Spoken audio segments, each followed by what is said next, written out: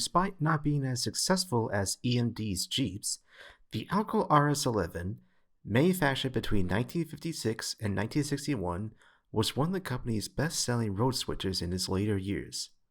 They had a higher tractive effort than the GP9, and a decent chunk of them has survived into preservation today. One example being the Toledo, Peoria, and Western 400 at the Illinois Railway Museum. Today, we'll be taking a look at Rapido's HO scale model of the locomotive in the Northern Pacific livery.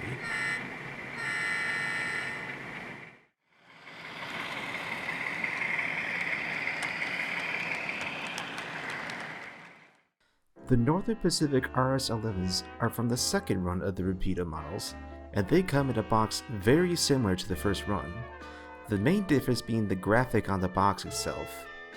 Although the blueprint appearance is nice, I am a little sad that it doesn't have that nice vintage photograph of a New Haven RS-11 like the first run did.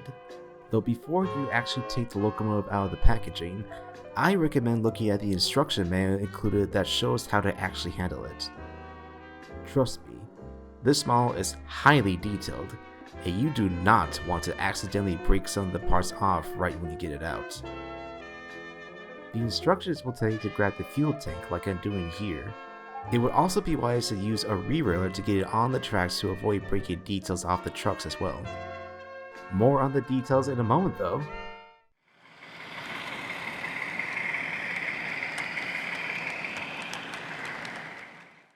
As anyone who has purchased Rapido products would anticipate, this model has detail unlike any other. There are separately fitted chains in the trucks, the grills and exhaust fans are see-through, and even the drop step moves. They also go the extra mile to include road-specific details. For example, Northern Pacific RS-11s had steam locomotive bells on the top of the short hood, which Rapido was able to replicate. Another good example is the fact that the Pennsylvania models from the first run include the railroad's signature radio antennas on the roof. Given that this model is from the second run, it's worth mentioning that Rapido retooled the shell so that it could come off in one piece, as opposed to the first run where you had to remove the cab first before you could do the rest. What I'm about to mention next isn't so much of a flaw as it is a precaution. Due to this model's high level of detail, you need to be careful when handling it. My strongest advice, as I said previously, is to handle it via the fuel tank and top part of the hood. If you pick it up anywhere else, you risk breaking the details off. I won't name drop, but I saw another review break off the cab window blinds when handling it, and I couldn't help but cringe at the sight. Of course, if you don't like the details, you could rip off all the parts and handle it like a chainsaw, like Rapido said in their instruction manual. I love their sense of humor. The point is, though, that if you want a star-set locomotive that either you can bash around or give to a young kid, this is not the model for you. But if you do know how to handle a fragile model, and have a preference for the highest realism possible, you're going to love it. Furthermore, it's a fantastic performer, so we'll get to that next.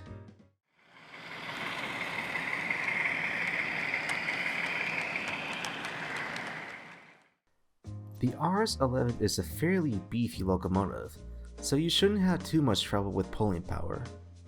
It runs smoothly as any high-quality diesel model should. However, it does not have the Mopar capacitor that Rapido recently announced, so if you run it over a section of track with poor connection, it may short. I learned this the hard way when over my layouts road crossing. I do also want to make a quick note that if you're running it on DCC, you will want to press function 9 before you rev it up, otherwise it will not move. This model is equipped with sound as well, specifically ESU lock sound. Pressing function 8 on your DCC controller will turn it on, though it is a bit quiet, so if you have hearing trouble, you'll want to turn up the volume. The RS-11 is programmed with a native P3 for the horn, and a build that I swear sounds like 4449's. It also has a functioning classification light on the roof and a track inspection one on the bottom. If you weren't blown away by the detail, you'll definitely be blown away by the performance.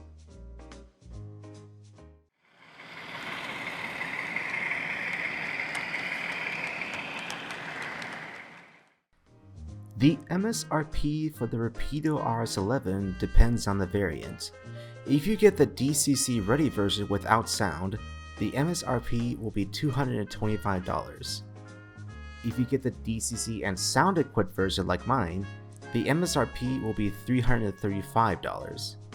That might seem a bit steep for a 4-axle diesel locomotive, but given the level of detail, sound, and functions, I would argue that it's worth it. All the same, you can order it online to get a chunk of it off, or even support your local hobby shop and buy one for them. I pre-ordered mine through Southside Trains in Milwaukee, and I ended up only paying $270.